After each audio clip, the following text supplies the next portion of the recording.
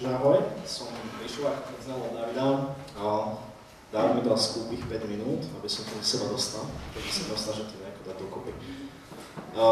Teda ide o moje svedectvo, ako som sa dostal k Bohu. Raz som jednému človeku svedčil a hovoril som, aké má pre nás Pán zasľúbenia a on mi povedal, že no, tak tebe sa ľahko verí, keď už veríš. To je úplný paradox, do ktorého sa nedá vlastne dostať, pretože ja som tiež niekedy neveril. A teraz to načrtnem, som sa to zhrnul veľmi rýchlo. No, takže ja som chlapec, ktorý nie je z rodiny, kde by bolo náboženstvo nejakým spôsobom vôbec spomínané, čiže taká akoby úplná saláma voči tomu. Žiadny Boh, nevyjadrujeme sa, neriešime to. A tak v podstate vyzeral môj život totálne ateisticky a občas až tak nihilisticky. No, že v podstate bol som členom a spevákom punk-rockovej kapely, čo zo sebou nieslo aj také životné kréda, že teda síce mi vadí všetko, ale nezastávam poriadne nič.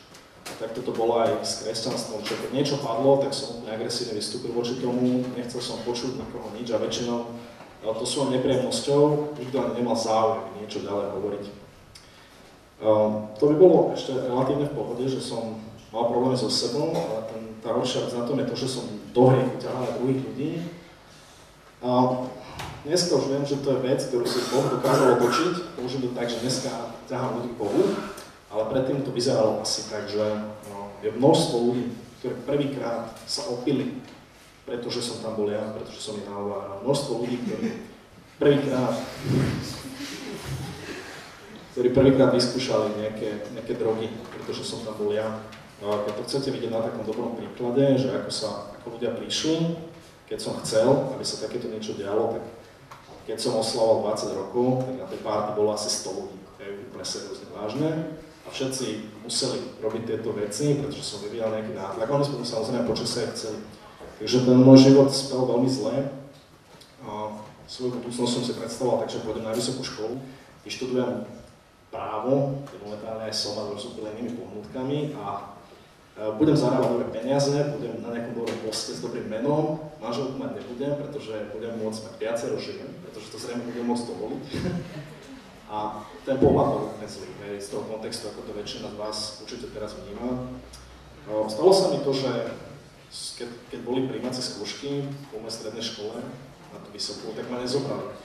A to, čo som spravil, bolo to, že som išiel do zahraničia, išiel som do Anglicka, že sa dačo zarobím. A išiel som sám. No a túto zasiahol Boh do môjho života veľmi radikálne, že ma odčlenil úplne od všetkého, čo ma mohlo motivovať naspäť na tieto cesty. Postavil ma do tvrdej roboty, kde som okrem nej nemal čas vôbec na nič. A ten hlavný aspekt toho je taký, že som býval v tzv. Sharehouse, to je domček, kde bývajú 6 rôznych ľudia naraz, ktorí sa väčšinou nepoznajú a sú tam za prácou. No a jeden z takýchto ľudí, ktorý tam so mnou býval, bol kresťan, niekoľkoročný, myslím, že 30-40 rokov bol obrátený. Pred ktorým, keď som tam prišiel, tak ma tí ostatní spolubývajúci varovali, že mi bude rozprávať tristy. A keď som videl, že to budú tristy tohto charakteru, tak som sa náležite pripravil svojimi štandardnými argumentmi. A samozrejme sa to stalo hneď druhého dňa. Začal mi rozprávať. Po prvom dni som zistil, že moje doterajšie argumenty stojí úplne nie že na vode, ale totálne niekde inde ani nestoja. bol som zrušený a moje naduté ego dovtedy, ktoré sa tak prezentovalo, bolo úplne splasnuté.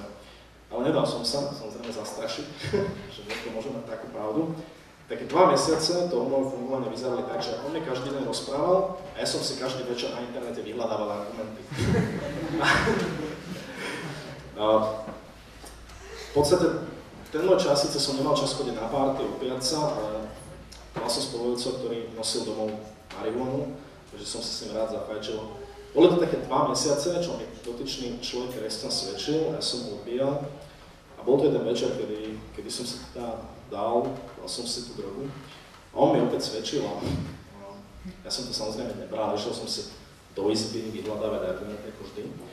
A zrazu pri tom, ako som sa hľadal na Google a hľadal niečo užitočné, tak sa stalo to, že som sa zastavil a do tej miestnosti vstúpil vyslovene Boh.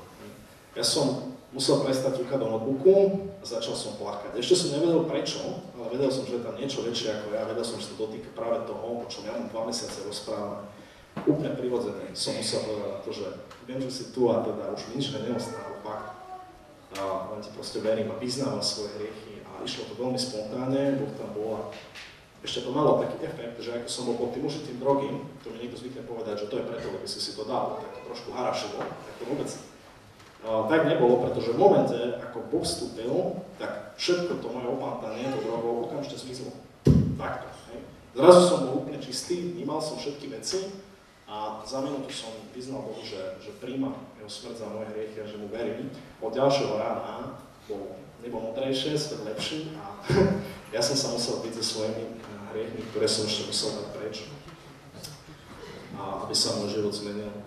A takto ma Boh zachránil, potom som prišiel domov a začal ma používať presne do toho, ako som vtedy ľudí ťahal do hriechu, tak som ma použil úplne opačne, že dneska je množstvo ľudí, ktorým môžem svedčiť a naozaj sú ľudia, ktorí veria Bohu a obrátia sa. Takže Boh je skvelý, keď tu je niekto, kto ho ešte nepozná, tak vám hovorím, že nič lepšie nie, ja som ho poznať nechcel, a Boh bol ešte k tomu taký gentleman, že sa mi dal poznať napriek tomu, že som vôbec nechcel. Nie, že som nevedel, či chcem, alebo nechcem. Takže Boh je úžasný. Chvála Bohu. Ďakujem.